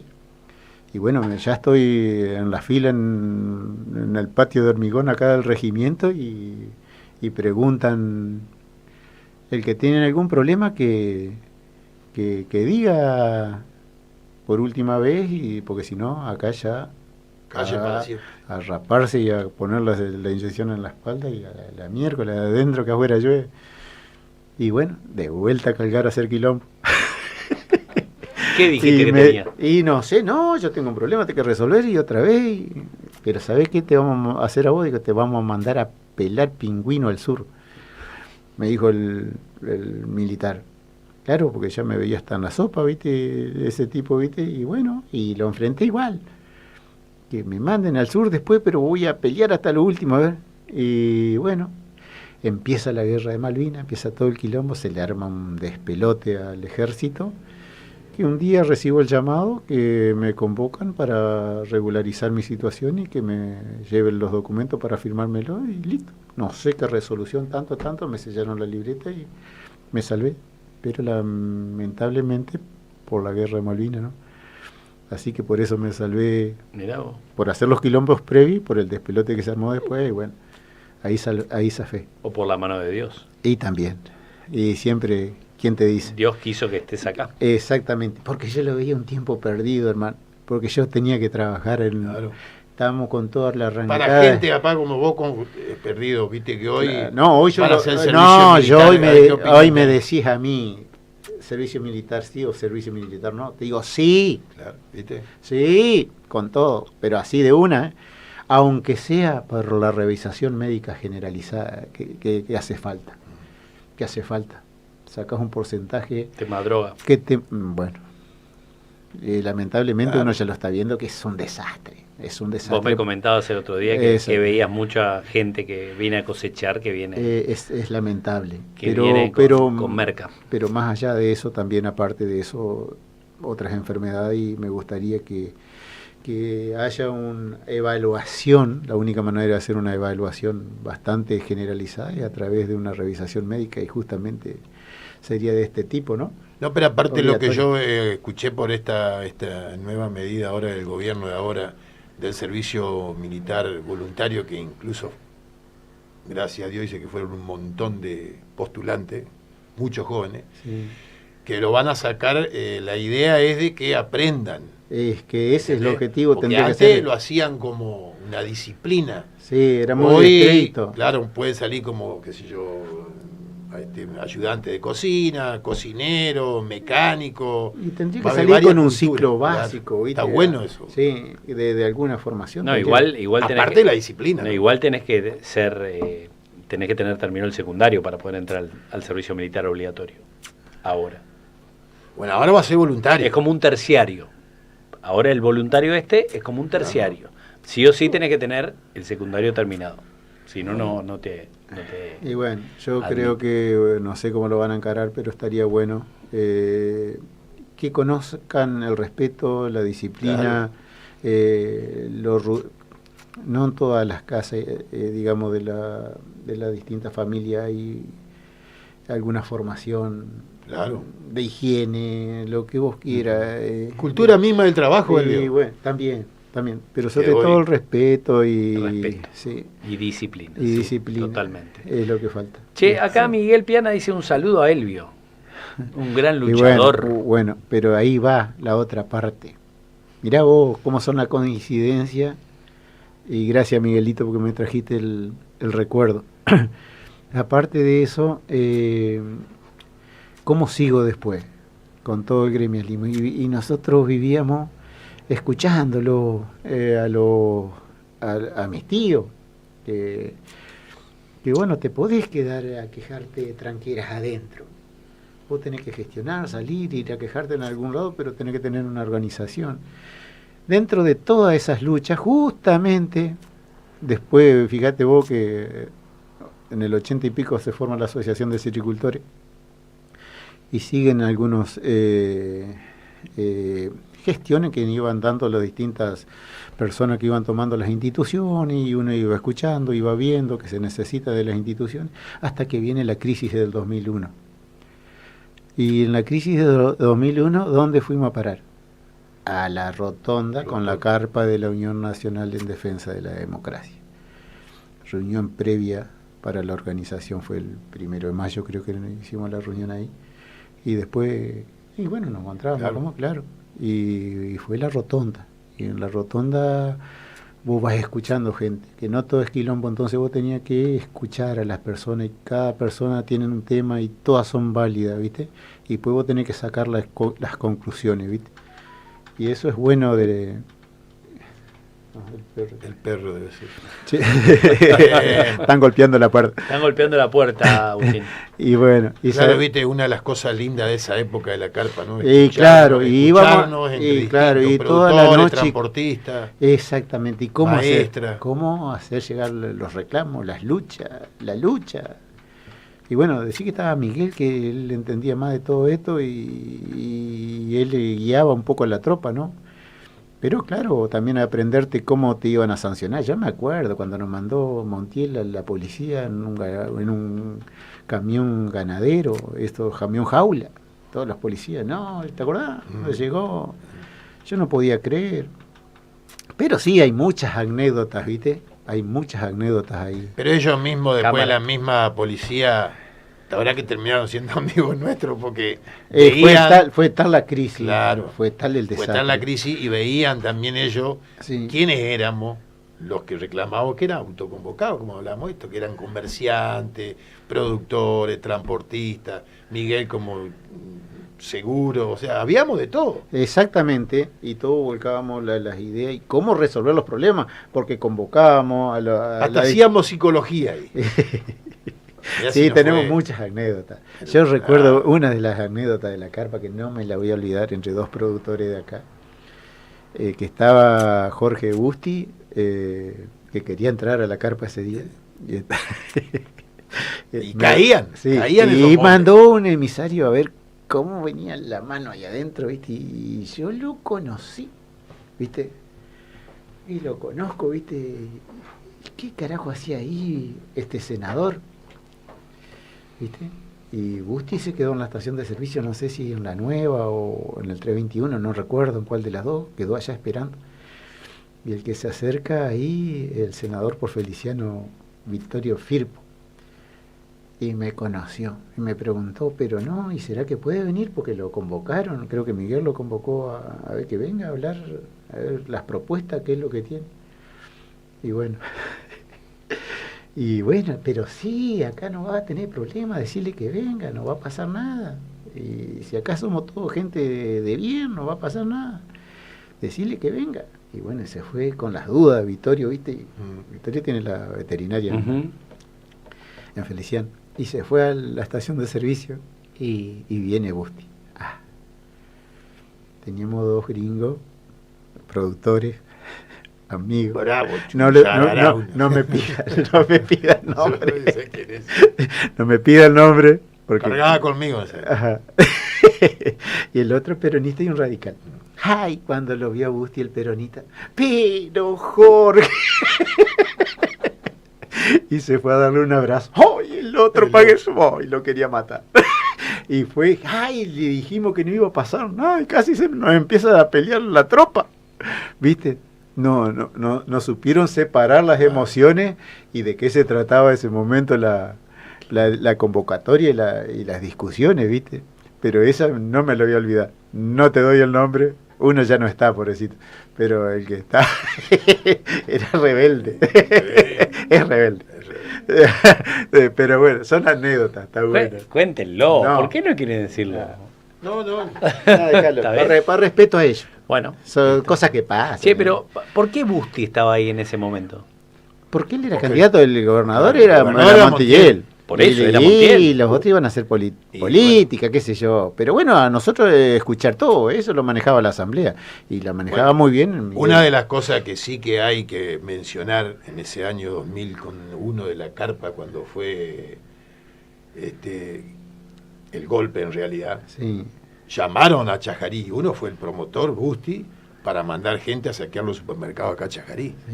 Sí, y ahí en la carpa automáticamente todos nos opusimos. Es algo que la gente no supo, por ejemplo. No, yo me acuerdo que... Pero acá en Chajarí le dijimos que no. O sea que Busti organizaba, al igual que hizo Dualde allá en... Peronismo. Claro. Bueno. Peronismo. Que hizo Dualde en Buenos Aires, quería hacer en acá. Es un tema que, bueno, él lo puede en hablar Concordia mejor, pasó. y yo se lo dejaría todo eso algún día con Miguelito. Que él, en Concordia pasó. Sí, claro, que él es el que sabe obvio. todo este tema. Y bueno, así fue un poco de esas etapas que me despierta el tema del gremialismo. Entonces, claro, después me involucré en el 2006 con la presidencia de la Asociación de Sericultores. Antes fui secretario y bueno, y ahí empecé, y bueno, la asociación era afiliada a la Federación Agraria, la gestión anterior la habían afiliado. Y ahí lo conociste al amigo senador. Sí, Alfredo, y bueno, pero yo no reniego de la parte de la política. Estaré equivocado, no coincido, o puedo coincidir o no en algunas cosas, pero en otras no. Pero bueno, son cosas de la política. Él se dedicó a la política y es esto. Y yo no entré en la política. Porque pero bueno, dije amigo senador, pero porque sé que es tu amigo. Sí, ¿O no lo considerás más amigo? Sí, amigo. No, porque hay muchos que lo están diciendo con ironía últimamente. No, yo no. Yo no. Yo no. Bueno. Yo la verdad me encanta que alguien se dedique a la política. Y yo aprendí mucho ahí. Mirá, si hay 2 personas que me enseñaron a hacer gremialismo, tanto fue Alfredo como Jorge Ruiz. Jorge Ruiz con una habilidad y un conocimiento y los contactos que creo que nadie lo tiene. ¿Viste? Pero algo bueno que yo quiero remarcar, porque yo siempre digo, ¿no? A veces se habla como el jugador de fútbol que llegó, ¿no? No se sabe la historia del sacrificio que hizo para llegar. ¿Sí o no? Sí. Cuando vemos una persona, hoy lo vemos nosotros a De Angeli que está, pero De Angeli no hay que olvidarse. ¿De dónde salió? No, pero el loco, cuando no existían los paros, loco lo seguía persiguiendo a Néstor, porque el mismo Néstor Kirchner decía que él iba a tal lado una presentación y le aparecía De Angeli, sí, claro. solo, sí, gritándole. Sí. Él contó acá en la carpa, nosotros cuando venía, las luchas que el loco tenía, ya sin haber hecho, después se tomó más vale fuerza con el tema de la ruta del campo, ¿no? Del 2008. Pero él ya venía entonces vos me decís los De Angeli son amigos míos, yo los conozco a todos.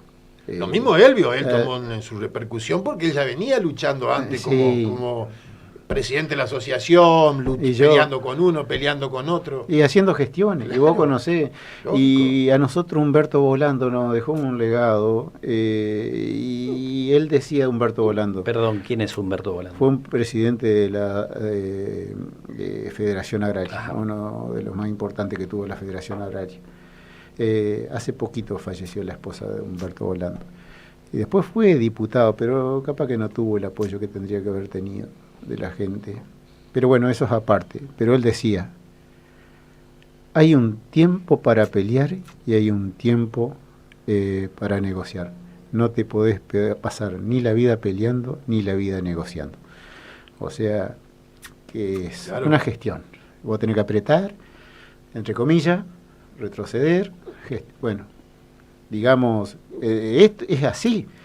Porque ¿quién te gobierna? Un sistema político, ¿no? Y los políticos juegan a la especulación. Y vos sabés que ellos tienen que tener siempre el termómetro midiéndolo como viene la mano, ¿no? Y ellos saben hasta dónde tienen que tirar. Porque donde se cocina la cosa, que en la política, si el productor no está, y te pasan por arriba. Exactamente. Acá lo contó Marito Tizoco, sí. Cuando estuvo, que le prometieron, contó el caso de cuando la famosa Ruta 2. No, uno, que está prometida de que la van a faltar de que me conozco. Las vaquillas de Urribarri. La realidad. Y todavía no le hicieron nada. Sí. Entonces ahí te bueno, hicieron, ¿qué es lo que no le vinieron a prometer? Y bueno, hoy nosotros, mira, no es que estoy poniendo la mano la familia de Angeli, ¿no? Yo fui a tomar mate con la mamá de Alfredo al lado de la cocina leña, gente muy educada, la familia ahí en María Grande. Los conozco a todos, son gente humilde. No hablo del poder adquisitivo, gente humilde. Sí. No precisa ser pobre para ser humilde, ¿no? O me hago entender así, ¿no? Sí, claro. Te entiendo. Sí. Así que, bueno. Sencilla, más sencilla, bueno, sencilla. Y bueno, a Alfredo la situación le tocó esto y bueno, tuvo que prepararse después de grande para llevar todo esto adelante. Pero soy uno de los que levanté la mano el día que él pidió retirarse de la Federación Agraria e irse a la política partidaria, y bueno. Igual me parece que hay un tiempo, ¿no? Y que no hay que abusar de ese tiempo de política. Totalmente. A mí me parece que ya Alfredo ya pasó. Bueno, nosotros, no voy a entrar tanto en eso. Yo te voy a dar, me parece. Te voy a dar una opinión. Nosotros por ahí le dijimos, habíamos armado el grupo, tenía que actuar como un independiente. Bueno, entró a través del peronismo, hoy está con Cambiemos. Sí, entró con Busti primero. Claro, con Busti. Y bueno, yo en ese tema, yo a él me hubiese gustado que él tenga su bloque personal, que él hubiese seguido peleando por los objetivos que él entró y de dónde venía, defender todo eso y pelearla y que no lo atrape el maldito partido político que después tiene que obedecer al partido y no a los intereses de la gente. No me gusta. Eso ¿viste? Es lo que tiene que cambiar. ¿Viste? Y eso le digo a todos los agrolegisladores que dejaron, tanto senadores como diputados, ¿no? Que dejaron las cosas porque decían que eran minoría, pero dejaron que se pierda estados parlamentarios de distintos proyectos, no dejaron, no mantuvieron en agenda las problemáticas que hay, hoy la vemos en la zona, el tema de la reforma, no sé si reforma agraria, pero por ejemplo, tener un seguro para multirriesgo no está, que tanto lo pedíamos nosotros, un fondo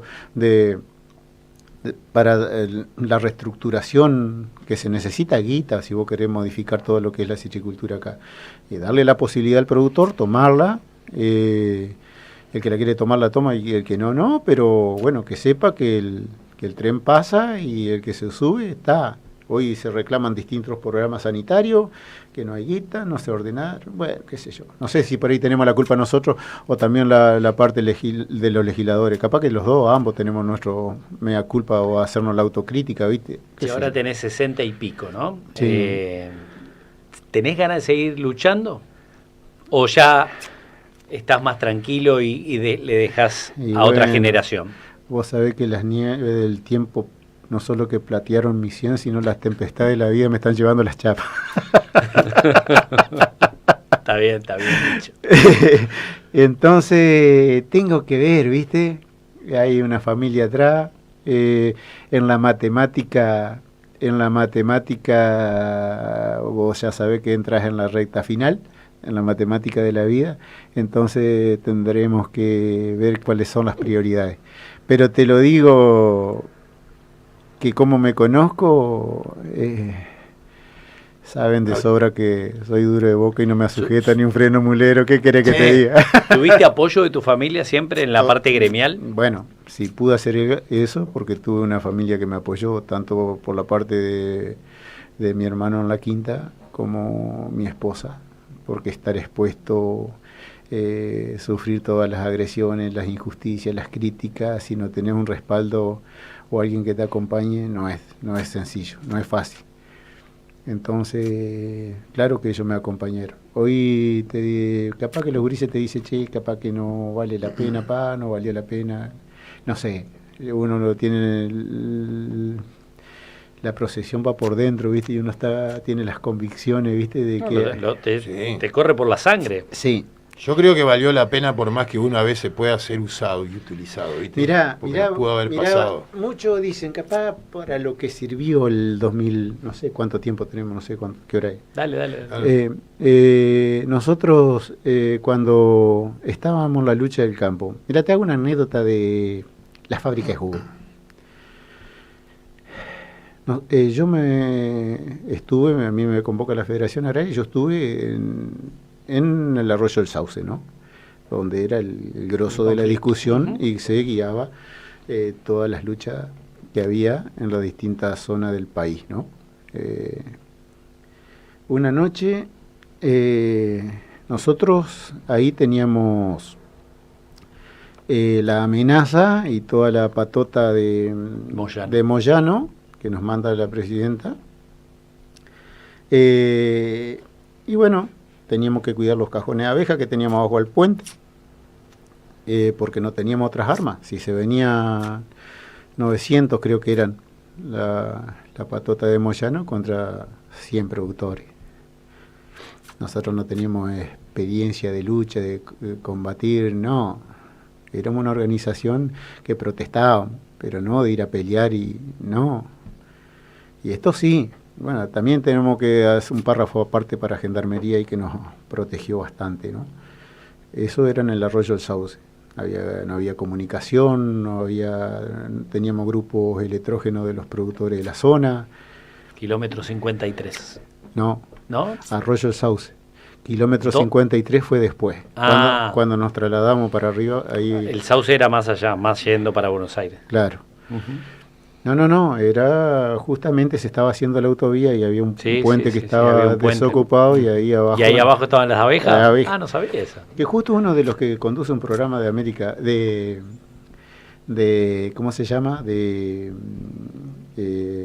La Nación Más, estaba haciendo sus primeras armas como periodista ahí. ¿Quién? Estábamos hablando. Ay, ¿cómo se llama este chico que suele tener no me lo acuerdo ahora. Sí, está en una nota en el diario Nación, donde me hacen de crónica, crónica mandaba, ¿verdad? No, estaban todas. No, estaban los estaba operadores. TN también, yo me acuerdo, sí. Y bueno, sí, porque ahí estaba la pelea. Yo te voy a decir la verdad. El que me enseñó a mí quién eras quién en la prensa y cómo moverse en la prensa, porque nos vio ahí, no sé si indefenso, ingenuo o qué, el que me dio una mano grande es el Gaucho Hernández. Y me llama y el Gaucho me dijo, mira Elvio, tenés cuidado acá, tenés cuidado allá. ¿Ese de Crónica era? No, de América 24. América 24. Y América 24 era de Narváez en ese momento. Y de Narváez era Lluí, así chico la Lluí. Entonces, bueno, podía tener un aliado y porque protestábamos en el tema citrícola. Pero ¿qué pasa? Sí, Clarín, los otros eran Clarín. Cuando nos dejaban los micrófonos escondidos y lo encontrábamos dentro de los guardarray, atrás de los guardarray para escuchar, ya me acuerdo. Al que le pegamos un julepe una vuelta fue a Julio Bazán. Pero claro, nos agarraron las heladas, era horrible estar allá. Pero bueno, teníamos y venía la presión todas las noches desde las barras bravas de Independiente a apretarlo a los gendarmes que nos protegían a nosotros, porque siempre lo hacían de noche para atacarnos, ¿viste? Pero bueno, un día, cuando se reúne la mesa de enlace, por primera vez, que la primera audiencia que iba a tener con la presidenta, bueno, Bussi, yo ya había estado con Bussi porque vino ahí Bussi en ese momento. Bueno, cuando se juntaron allá en la Casa Rosada tenía que ir a la reunión. Jean vio el Cati, Bussi, el de Coninagro. El de Coninagro. No me acuerdo más. Bueno. Y la presidenta no quería dialogar con la ruta cortada. Entonces yo tenía un Alcatel chiquitito, esos celulares, bueno, estaba el Nokia 1100, sí. No, ni eso. No tenía tapita. No, ya estaba regastado. Bueno.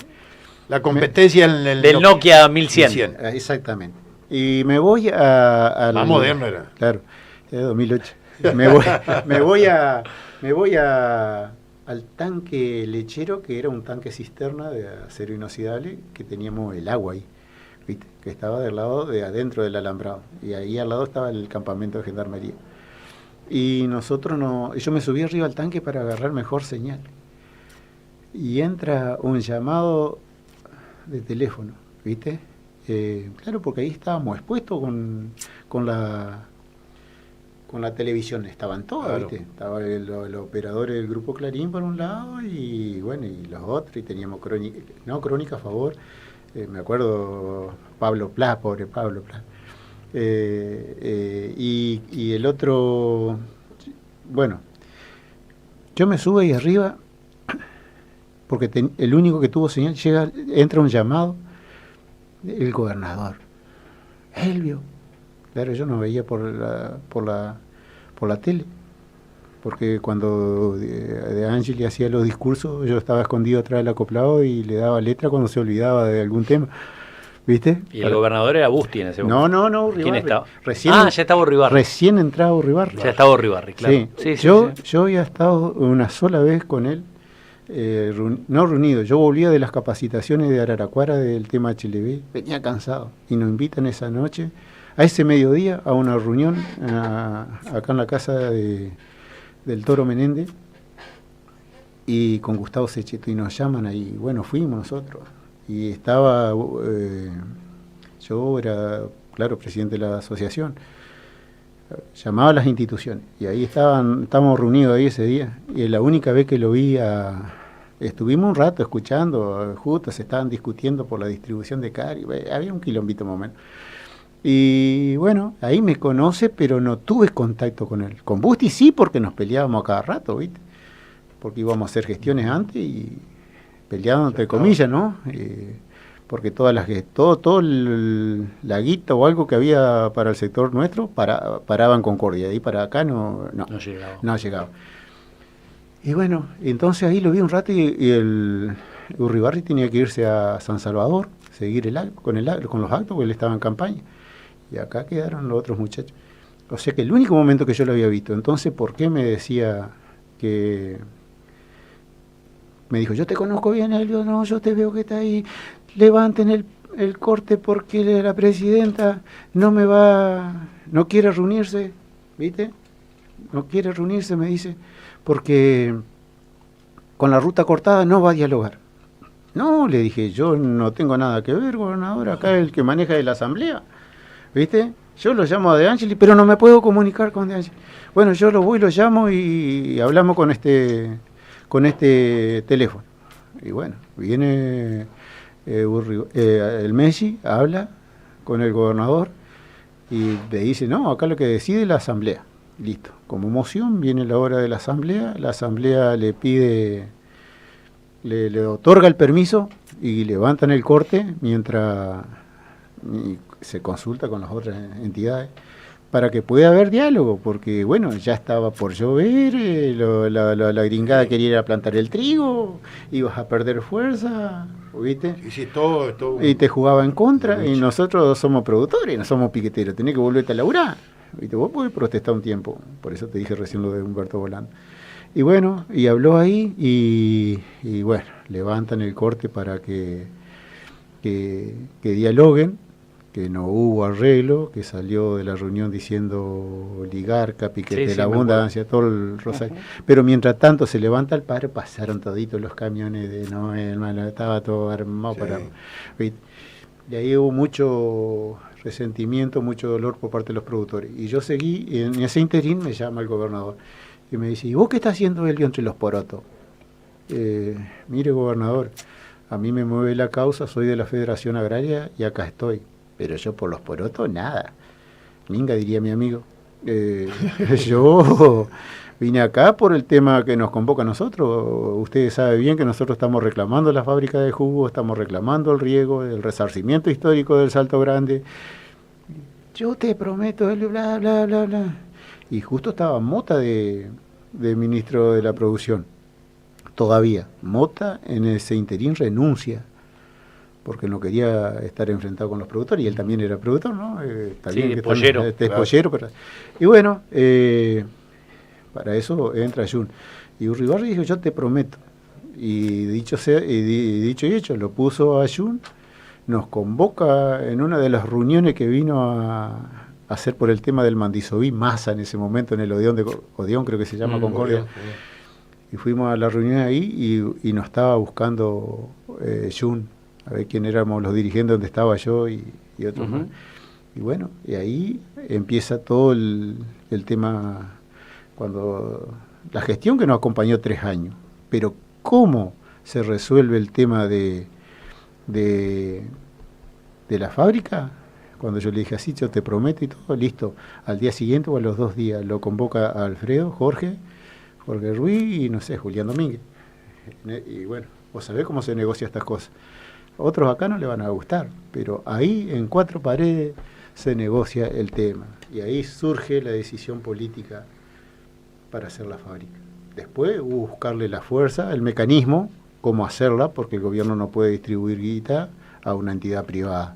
Entonces hubo que armar el fideicomiso, bueno, se involucró la Federación del Citru, las intendencias, las juntas de gobierno, todos cumplieron un rol importante ahí para buscarle la forma acá. Pero la decisión política estuvo en 4 paredes y negociado así.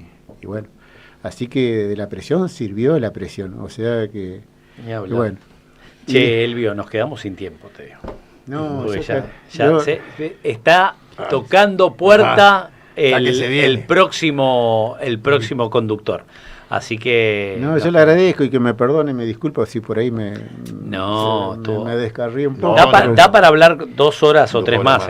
Así que... Sí, hay muchas. Es una... Capaz se dejan un segundo round para una segunda etapa. Exactamente, con fotos. Con fotos, y puede ser. Sí, porque después faltaría todo lo que es el recorrido de la citricultura. Por ahí. Última pregunta. Si mañana Dios te llama... Partenso te llama. ¿Qué no hiciste? ¿Qué no hice? ¿O qué te quedaría por hacer? ¿Sabes que lo estaba pensando en estos días? Y había sacado una conclusión de eso. ¿Y sabes que ahora no me la acuerdo? No sé. Capaz que lo que no hice todavía es el tiempo que me está dando para que lo haga. Bueno, está bien. Respuesta abierta. Abierta. Está bien. Pero... Bueno. Este puede ser uno, ¿eh? Me hubiese gustado en su momento terminar la carrera, estudiar, sí. Me hubiese gustado. Sí. Y bueno, siempre se puede. Sí, pero ya está, ya estoy de vuelta. Bueno, no sé. ¿Por qué? No, porque bueno, tengo la facultad de la vida. Y la otra pregunta, en el caso de tener que partir, ¿dónde crees que va tu... ¿Dónde vas? Continúa. ¿Dónde vas? Y bueno, ¿al cementerio no, Y mira, yo creo que tendría que dejar de existir el cementerio. Porque ya, bueno, no sé, lo que te explican por ahí tiene que dejar un lugar, enterrar a los muertos, bla, bla, bla. Pero yo creo que no, ya está. Ya se contamina todo. En 2 o 3 generaciones después nadie sabe que sos vos. De casualidad que se acuerda de algunos próceres y nadie más se acuerda nada. Y entonces un lugar... ¿Y a dónde vas? Y bueno, según el flaco, hay algún lugar que no va a recibir. Sí, todavía es misterioso, porque nadie volvió para contarlo. Pero me informaron que hay un lugar que es bueno. La vida nueva. Exactamente. Ahí está. Muy bien, Elvio José Calgaro estuvo con nosotros, productor citrícola de aquí de nuestra zona de Villa del Rosario, así que muchas gracias por haber venido. No, gracias a usted por la invitación y bueno, gracias por el espacio. Bueno, y la Escátola te regala este vino Elijo Creer, así que ya te lo llevas a tu casita y lo vas a tomar seguramente con un asado, ¿o qué? Sí. Totalmente, el fin de semana, claro. porque el vino lo desata por dentro, compadre, y te hace hablar. O sea, calculá vos con este. La próxima vez lo hacemos con vino y picada. Muy bien, la Escátola le regala esto al invitado. Muchas gracias, Escátola, muchas gracias. Ahí está. Y saludamos también a Aluminios Calvo, que estuvo con nosotros. Muchas gracias a la fábrica de Aluminios Calvo y la distribuidora para toda la Mesopotamia, al igual que Mr. Bolo, que también nos acompañó desde Alem, entre Rivadavia y Pablo Estampa, un lugar para toda la familia, el lugar que elige la familia para pasarla muy bien. También estuvo con nosotros el mercado de Confa, así que muchas gracias también al amigo Marcello Confalonieri, desde ahí de enfrente a la municipalidad, con Deco y todo lo que tiene que ver con gastronomía. Muchas gracias por estar junto a nosotros. También Total Accesorio, la boutique del automóvil, en autopartes, todas las partes, parte por parte, 9 de julio y Santa Fe. Muchas gracias al amigo Lestani, que nos está apoyando y acompañando. Así que gracias. Y también nos estamos olvidando, estoy recordando de Rapipago y Entre Ríos Servicios. Es el amigo Fernando Rodríguez, ahí enfrente de la municipalidad, para pagar todo lo que tiene que ver con los impuestos de Entre Ríos, con los billeteras virtuales y demás. Así que muchas gracias. Ahí en Salvarredi está, Sí, Salvarredi, casi 3 de febrero. Ahí está el amigo Rodríguez con su Rapipago. Gente, hasta el martes de la semana que viene, si Dios quiere. Bendiciones para todo y disculpas, corresponde pedir disculpas. Sí, siempre nos pasamos. Siempre nos pasamos. Nos vemos. Adiós. Chau. Chau.